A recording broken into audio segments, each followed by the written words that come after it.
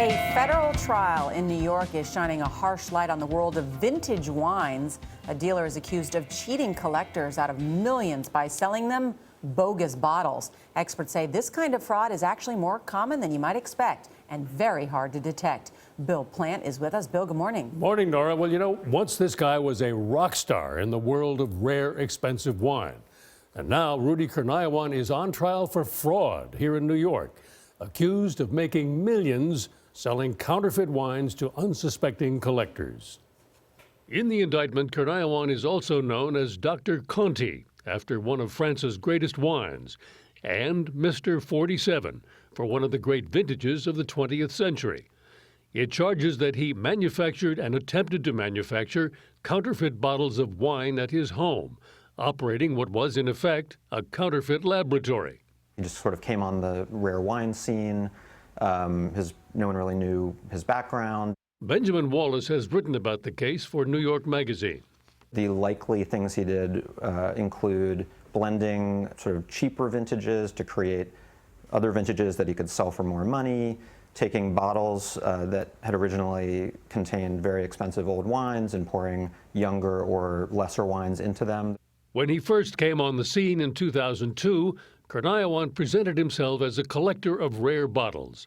He did wine tastings with wealthy collectors and eventually began selling wine at auction, clearing a record $24.7 million from one sale in 2006.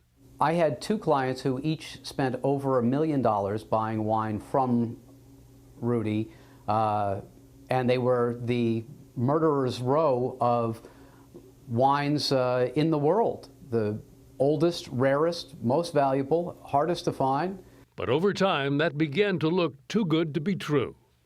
Jeff Smith, who manages the wine cellars of wealthy clients, began to realize Kurniawan was a fake.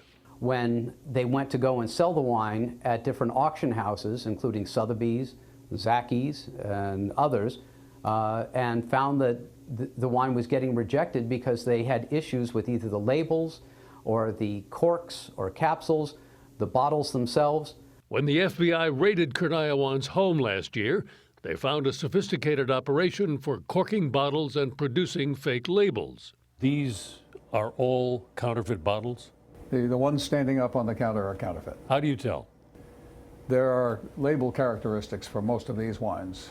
Bill Edgerton is a wine appraiser and consultant. He has a collection of fakes.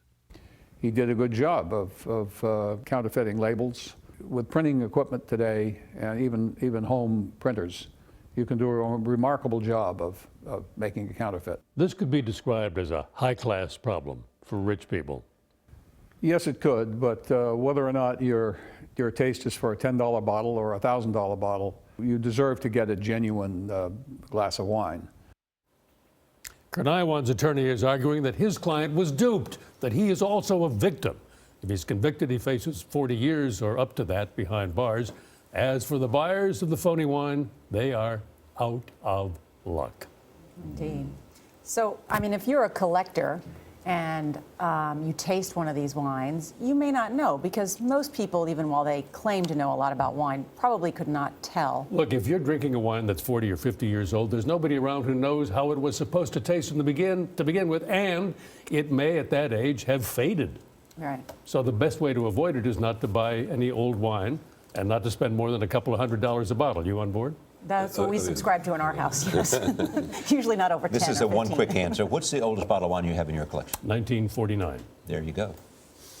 Thank All you. right. Bill Plante, thank you.